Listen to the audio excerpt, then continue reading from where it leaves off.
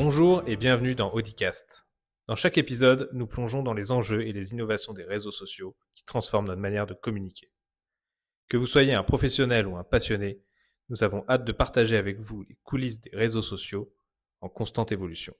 Prêt à explorer ? C'est parti.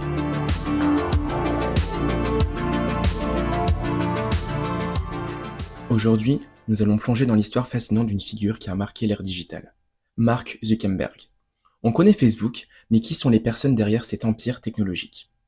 Dans cet épisode, nous parlerons de Mark Zuckerberg, son leadership, ses prises de décision et des autres figures importantes de la direction de Facebook, maintenant Meta.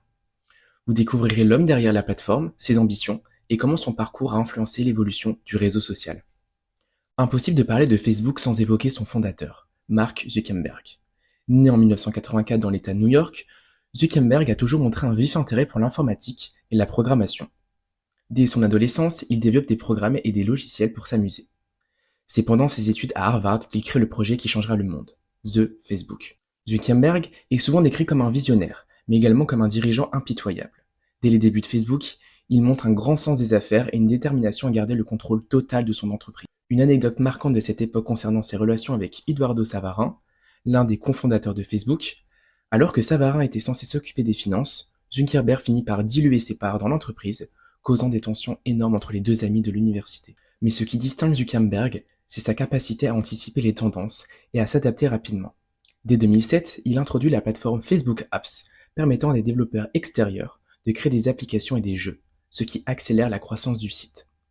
Zuckerberg n'est pas seulement un ingénieur talentueux, c'est aussi un stratège redoutable. En 2012, il fait l'une des acquisitions les plus marquantes de l'histoire de la tech, Instagram, racheté pour 1 milliard de dollars. Puis, en 2014, il achète WhatsApp pour 19 milliards de dollars, consolidant la domination de Facebook dans l'écosystème des réseaux sociaux. Zuckerberg est un leader singulier. D'un côté, il est perçu comme un génie tech, mais de l'autre, ses méthodes de management et ses prises de décision sont parfois controversées. Il a fait preuve d'une volonté farouche de contrôle sur l'entreprise, en restant PDG et actionnaire majoritaire, même après l'introduction en bourse de Facebook en 2012. Sa gestion des scandales de données personnelles a aussi terni son image. En 2018, le scandale Cambridge Analytica éclate, révélant que des millions de données personnelles d'utilisateurs de Facebook avaient été utilisées sans leur consentement à des fins politiques. Zuckerberg est alors convoqué par le Congrès américain et fait face à une vague de critiques mondiales. Ce moment marquera un tournant pour lui et pour l'entreprise, qui depuis multiplie les efforts pour renforcer la sécurité des données. Mais malgré ces controverses, Zuckerberg reste convaincu que son entreprise a un rôle central à jouer dans la connectivité mondiale. Son ambition dépasse même Facebook. Avec la transformation en Meta, il veut maintenant construire le métaverse, un univers numérique immersif qu'il perçoit comme le futur de l'Internet.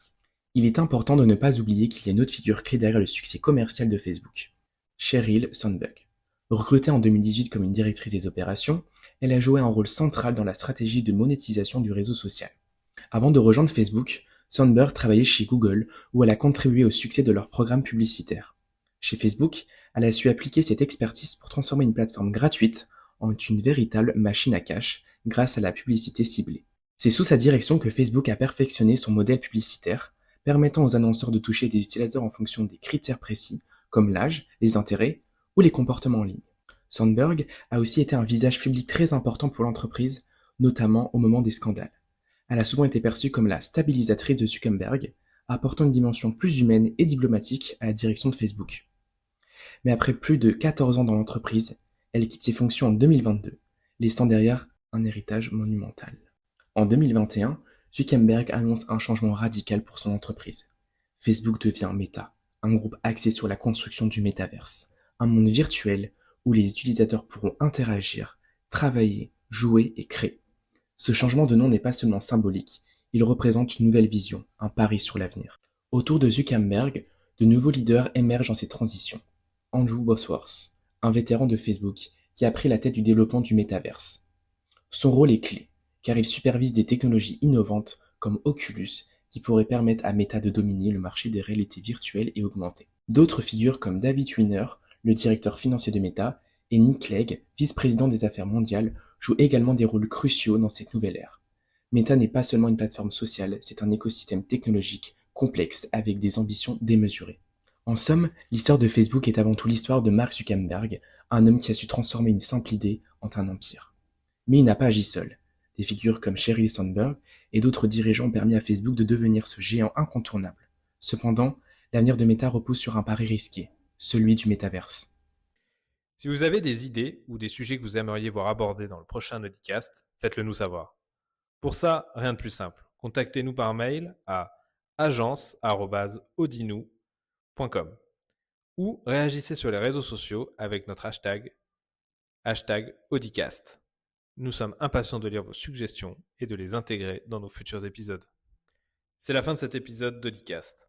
Merci de nous avoir écoutés. Nous sommes ravis de partager ces moments avec vous et d'explorer ensemble l'évolution des réseaux sociaux.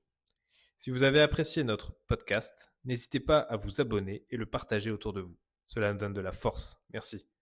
On se retrouve bientôt pour de nouvelles réflexions et découvertes social media. Prenez soin de vous et à la prochaine.